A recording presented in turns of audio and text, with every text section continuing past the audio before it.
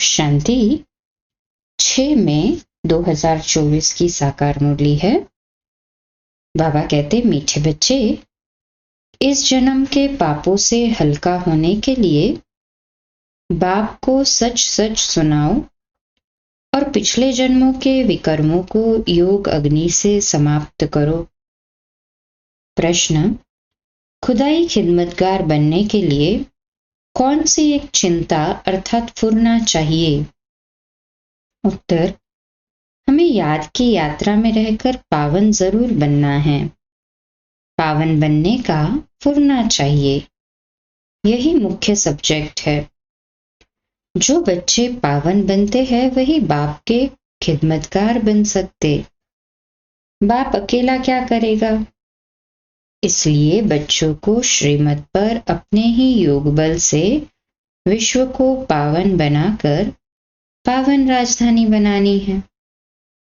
पहले स्वयं को पावन बनाना है। ओम शांति। ये तो जरूर बच्चे समझते हैं, हम बाबा के पास जाते हैं रिफ्रेश होने के लिए। वहां सेंटर्स पर जब जाते हैं तो ऐसे नहीं समझ सकते। तुम बच्चों की बुद्धि में है, बाबा मधुबन में है। बाबा की मुरली चलती ही है बच्चों के लिए। बच्चे समझेंगे हम जाते हैं मधुबन में मुरली सुनने। मुरली अक्षर श्री कृष्ण के लिए समझ लिया है। मुरली का अर्थ कोई और नहीं है। तुम बच्चों को अब अच्छी तरह से समझ आई है ना? बाप ने समझाया है और तुम फील करते हो। बरोबर हम बहुत बेसमझ बन पड़े थे। ऐसे कोई भी अपने को समझते नहीं है। यहाँ जब आते हैं तब निश्चय बुद्धि होते हैं। बरोबर हम बहुत बेसमझ बन गए थे। तुम सतयुग में कितने समझदार विश्व के मालिक थे। कोई मूर्ख थोड़े ही विश्व के मालिक बन सकते हैं। ये लक्ष्मी नारायण विश्व के मालिक थे। इतने समझदार थे तब तो भक्ति मार्ग में पूजे जाते हैं। जड़ चित्र कुछ बोल तो नहीं सकते। शिव बाबा की पूजा करते हैं, वह कुछ बोलते हैं क्या? शिव बाबा एक ही बार आकर बोलते हैं। पूजा करने वालों को भी पता नहीं कि ये ज्ञान सुनाने वाला बाप है। श्री कृष्ण के लिए समझते हैं उसने मुरली बजाई। जिसकी पूजा करते उनके ऑक्यूपेशन को बिल्कुल नहीं जानते, तो ये पूजा आदि निष्फल ही हो जाएगी जब तक बाप आए। तुम बच्चों में कईयों ने वेद शास्त्र आदि कुछ भी पढ़े नहीं हैं। अब तुम्हें एक सत्य बाप पढ़ा रहे हैं। तुम समझते हो बरोबर सच्चा पढ़ाने वाला एक ही बाप है। बाप को कहा ही जाता है सत्य। नर से नारायण बनने की सच्ची कथा सुनाते हैं। अर्थ तो ठीक है, सत्य बाप आते हैं। अब नर से नारायण बनना है तो जरूर सत्युग स्थापन करेंगे ना। पुरानी दुनिया कलयुग थोड़े ही बनेगी। कथा सुनने समय ये कोई को बुद्धि में नहीं होता कि हम नर से नारायण बनेंगे। अभी तुमको नर से नारायण बनने का राजयोग सिखलाते हैं। ये भी कोई नई बात नहीं। बाप कहते हैं, मैं कल्प कल्प आकर समझाता हूं। युगे युगे कैसे आऊंगा? ब्रह्मा का चित्र दिखाकर तुम समझा सकते हो। ये रथ है। यह है बहुत जन्मों के अंत का जन्म पतित। अब ये भी पावन बनते हैं, हम भी बनते हैं। सिवाय योग बल के कोई पावन नहीं बन सकता। विकर्म विनाश हो न सके। पानी में स्नान करने से कोई पावन नहीं बनते। यह है योग अग्नि। पानी होता है आग को बुझाने वाला। आग होती है जलाने वाली। तो पानी कोई आग तो नहीं है जिससे विकर्म विनाश हो। सबसे ज्यादा गुरु आदि इसने किए हैं, अर्थात ब्रह्मा बाबा ने। शास्त्र भी बहुत पढ़े। इस जन्म में जैसे पंडित था, लेकिन उससे फायदा तो कुछ भी नहीं हुआ न। पुण्य आत्मा तो बनते ही नहीं, पाप ही करते आए। बाप ने समझाया है, जो अपने को बच्चे समझते हैं तो इस जन्म में जो पाप आदि किए हैं, जबकि सम्मुख बाप आया है तो पाप कर्म बता देने चाहिए तो हल्का हो जाएगा। इस जन्म में हल्के हो जाएंगे। फिर पुरुषार्थ करना है। जन्म जन्मांतर के पाप कर्म का बोझा जो सिर पर है उसे उतारना है। बाप योग की बात समझाते हैं। योग से ही विकर्म विनाश होंगे। ये बातें तुम अभी सुनते हो। सतयुग में ये बातें कोई सुना न सके। ये सारा ड्रामा बना हुआ है। सेकंड बाय सेकंड ये सारा ड्रामा फिरता रहता है। एक सेकंड न मिले दूसरे से। सेकंड बाय सेकंड आयु भी कम होती जाती है। अभी तुम आयु को कम होने से ब्रेक देते हो और योग से आयु को बढ़ाते हो। अब तुम बच्चों को अपनी आयु को बड़ा बनाना है योग बल से। योग के लिए बाबा बहुत जोर देते हैं, परंतु कई समझते नहीं। कहते हैं बाबा हम भूल जाते हैं।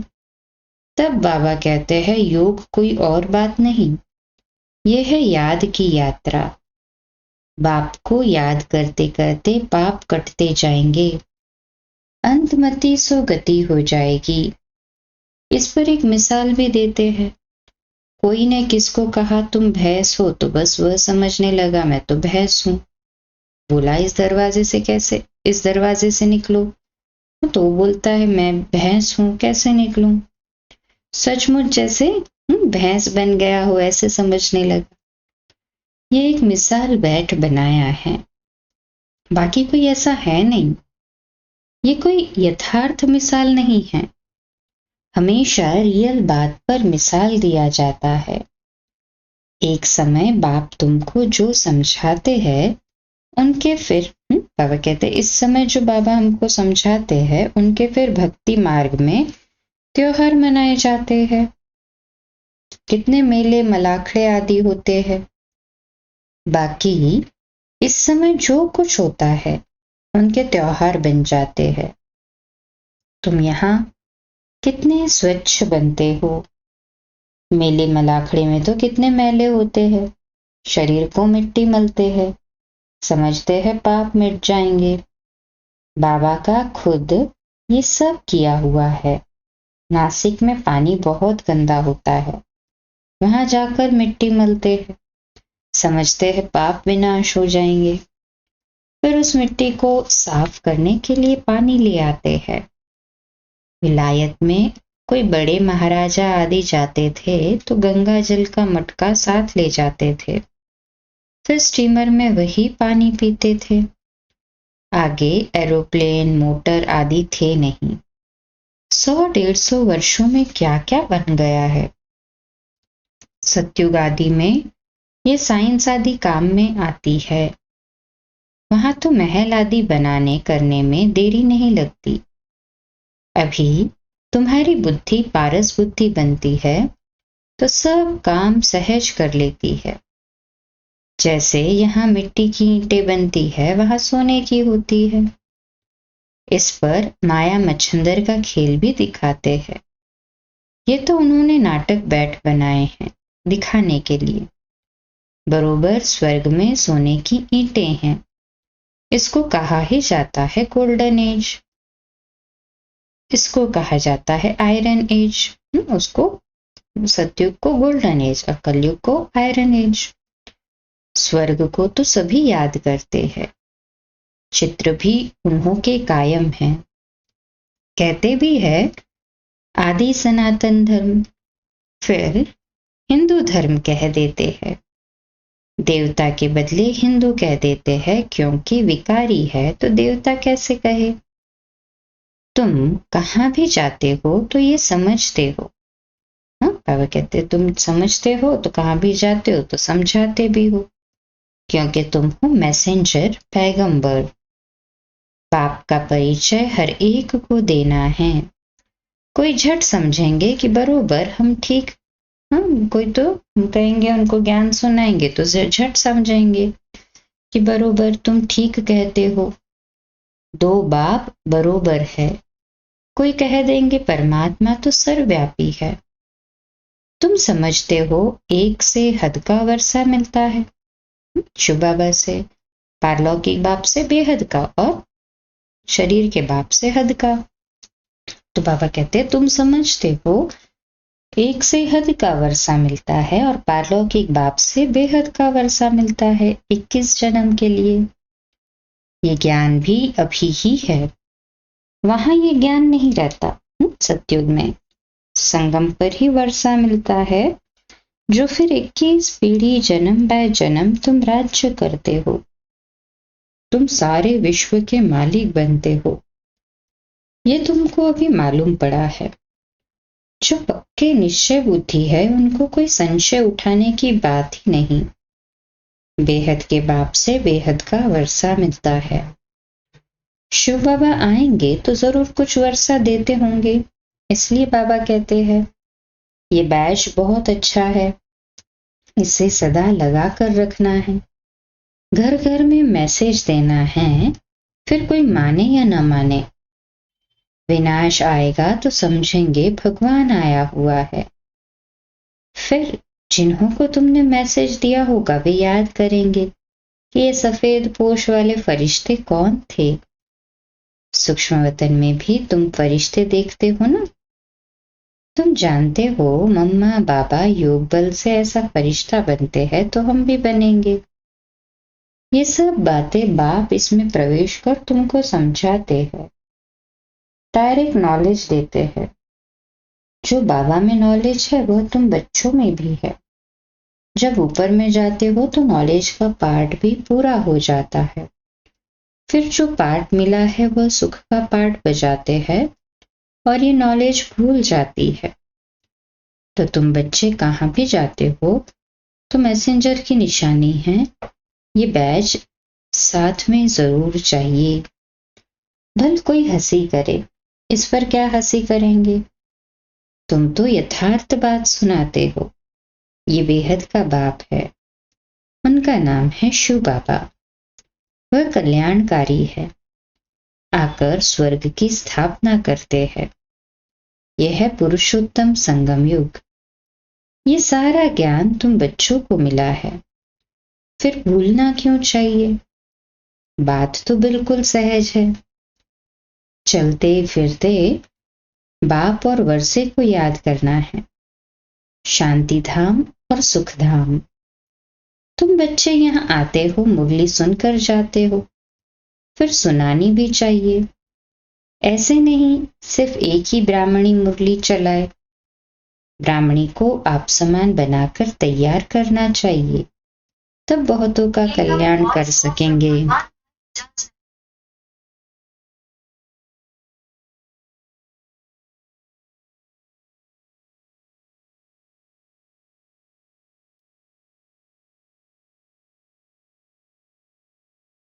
बाबा कहते तुम तो यथार्थ बात सुनाते हो, इसमें कोई हंसी करे तो भी शर्माना नहीं है। ये बेहद का बाप है, उनका नाम है शिव बाबा। वह कल्याणकारी है, आकर स्वर्ग की स्थापना करते हैं। यह है पुरुषोत्तम संगम युग। ये सारा ज्ञान तुम बच्चों को मिला है, फिर भूलना क्यों चाहिए। बात तो बिल्कुल सहज है। चलते फिरते बाप और वर्षे को याद करना है। चलते फिरते बाप को और वर्षे को याद करना है। यही तो गुप्त पुरुषार्थ चलता रहे हमारा, तभी तो सुखधाम में जाएंगे। शांति धाम और सुख धाम। तुम बच्चे यहाँ आते हो, मुरली सुनकर जाते हो, फिर सुनानी भी चाहिए। ऐसे नहीं सिर्फ एक ब्राह्मणी मुरली चलाए। बाबा कहते हैं ब्राह्मणी को भी आप समान बनाकर तैयार करना है, तब बहुतों का कल्याण कर सकेंगे ना। अगर एक ब्राह्मणी कहाँ चली जाती है तो दूसरी क्यों नहीं सेंटर चला सकती? क्या धारणा नहीं की है? स्टूडेंट को पढ़ने और पढ़ाने का शौक चाहिए। मुरली तो बहुत सहज है, कोई भी धारण कर क्लास करा सकते हैं। यहाँ तो बाप बैठे हैं। बाप बच्चों को कहते हैं कोई भी बात में संशय नहीं होना चाहिए। एक बाप ही है जो सब कुछ जानते हैं। एक ही एम ऑब्जेक्ट है, इसमें कोई प्रश्न आदि पूछने का ये भी नहीं रहता। सुबह को भी बैठ बच्चों को याद की यात्रा में मदद करना है। सारे बेहद के बच्चे याद रहते हैं। तुम सब बच्चों को इस याद की मदद से सारे विश्व को पावन बनाना है। इसमें ही तुम अंगुली देते हो। पवित्र तो सारी दुनिया को बनाना है ना। तो बाप सभी बच्चों पर नजर रखते हैं ना। सब शांति धाम में चले जाए, सबका अटेंशन खिंचवाते हैं। बाप तो बेहद में ही बैठेंगे। मैं आया हूं सारी दुनिया को पावन बनाने। सारी दुनिया को करंट दे रहा हूं तो पवित्र हो जाए। जिनका पूरा योग बल होगा वह समझेंगे बाबा अभी बैठकर याद की यात्रा सिखला रहे हैं, जिससे विश्व में शांति होती है। बच्चे भी याद में रहते हैं तो मदद मिलती है। मददगार बच्चे भी चाहिए ना। खुदाई खिदमतगार निश्चय बुद्धि ही याद करेंगे। तुम्हारी पहली सब्जेक्ट है ही पावन बनने की। गोया तुम बच्चे निमित्त बनते हो बाप के साथ। बाप को बुलाते ही है, हे पतित पावन आओ। अब वह अकेला क्या करेगा? खिदमतगार चाहिए ना। तुम जानते हो हम विश्व को पवित्र बनाकर फिर सारे विश्व पर राज्य करेंगे। बुद्धि में जब ऐसा निश्चय होगा तब नशा चढ़ेगा। तुम बच्चे जानते हो हम बाप की श्रीमत से, अपने योग बल से अपने लिए राजधानी स्थापन कर रहे हैं। ये नशा चढ़ना चाहिए। ये है रूहानी बात। बच्चे समझते हैं हर कल्प बाबा इस रूहानी बल से हमको विश्व का मालिक बनाते हैं। ये भी समझते हो कि शिव बाबा आकर स्वर्ग की स्थापना करते हैं। अभी सिर पर इस याद की यात्रा का ही फुरना है। पुरुषार्थ करना है। धंधा आदि करते भी याद की यात्रा रहे। एवर हेल्दी बनाने के लिए बाप कमाई बड़ी जबरदस्त कराते हैं। इस समय सब भुलाना पड़ता है। हम आत्माएं जा रही है। आत्मा अभिमानी बनने की प्रैक्टिस कराई जाती है। खाते पीते चलते फिरते ये क्या बाप को याद नहीं कर सकते? कपड़ा सिलाई करते बुद्धि योग बाप की याद में रहे। बहुत सहज है। ये तो समझते हो 84 का चक्र पूरा हुआ है। अभी बाप हम आत्माओं को राजयोग सिखलाने आए हैं। ये वर्ल्ड की हिस्ट्री ज्योग्राफी रिपीट होती रहती है। कल्प पहले भी ऐसे हुआ था, जो अब फिर रिपीट हो रहा है। ये रिपीटेशन का राज भी बाप ही समझाते हैं। हर एक को ड्रामा में पार्ट मिला हुआ है, वह बजाते रहते हैं। बच्चों को राय दी जाती है कि बाप को याद करो तो सतो प्रधान बनेंगे, फिर ये शरीर भी छूट जाएगा। तुम्हारी बुद्धि में अब यही है कि हम आत्मा सतो प्रधान बने, क्योंकि वापस घर जाना है। सतयुग में ऐसे नहीं कहेंगे। वहां तो कहेंगे एक पुराना शरीर छोड़ दूसरा लेना है। वहां तो दुख की बात नहीं, यहाँ ये दुखधाम है। पुराने शरीर है तो समझते हैं इनको छोड़ अब वापस अपने घर जाए। बाप को निरंतर याद करना है। वह निराकार बाप ही ज्ञान का सागर है। वही आकर सबकी सद्गति करते हैं। बाप कहते हैं साधुओं का भी उद्धार करता हूं। तुम अब एक बाप से योग लगाओ, तुम सब आत्माओं को बाप से वर्षा लेने का हक है। अपने को आत्मा समझ देही अभिमानी बनो और बाप को निरंतर याद करो तो पाप कटते जाएंगे। अच्छा, मीठे मीठे सिखिलदे बच्चों प्रति माता पिता बाप दादा का याद प्यार और गुड मॉर्निंग। रूहानी बाप की रूहानी बच्चों को नमस्ते। हम रूहानी बच्चों की रूहानी माता पिता बाप दादा को याद प्यार, गुड मॉर्निंग और नमस्ते। वाह बाबा वाह, शुक्रिया बाबा शुक्रिया। धारणा के लिए मुख्य सार है। पहली पॉइंट, मुरली सुनकर फिर सुनानी है, पढ़ने के साथ साथ पढ़ाना भी है। कल्याणकारी बनना है। बैज मैसेंजर की निशानी है, ये सदा लगा कर रखना है। दूसरी पॉइंट, विश्व में शांति स्थापन करने के लिए याद की यात्रा में रहना है। जैसे बाप की नजर बेहद में रहती है, सारी दुनिया को पावन बनाने के लिए करंट देते हैं, ऐसे फॉलो फादर कर मददगार बनना है। वरदान, कर्म और योग के बैलेंस द्वारा कर्मातीत स्थिति का अनुभव करने वाले कर्म बंधन मुक्त भव।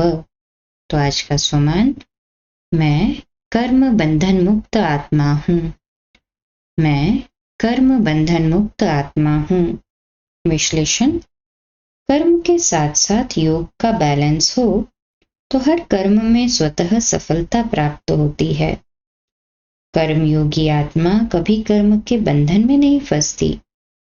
कर्म के बंधन से मुक्त को ही कर्मातीत कहते हैं। कर्मातीत का अर्थ ये नहीं है कि कर्म से अतीत हो जाओ। कर्म से न्यारे नहीं, कर्म के बंधन में फंसने से न्यारे बनो।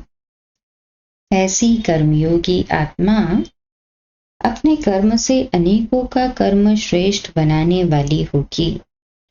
उसके लिए हर कार्य मनोरंजन लगेगा, मुश्किल का अनुभव नहीं होगा। स्लोगन, परमात्मा प्यार ही समय की घंटी है जो अमृत वेले उठा देती है।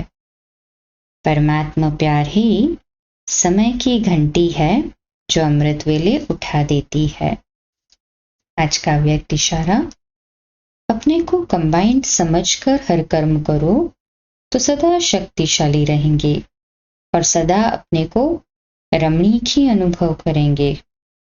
किसी भी प्रकार का अकेलापन नहीं महसूस करेंगे, क्योंकि भिन्न भिन्न संबंध में साथ रहने वाले सदा रमणीक और खुशी का अनुभव करते हैं। अच्छा, कम बोलो, धीरे बोलो, मीठा बोलो, सत्य बोलो, सोच समझकर बोलो, निमित्त भाव, निर्माण भाव, निर्मल वाणी।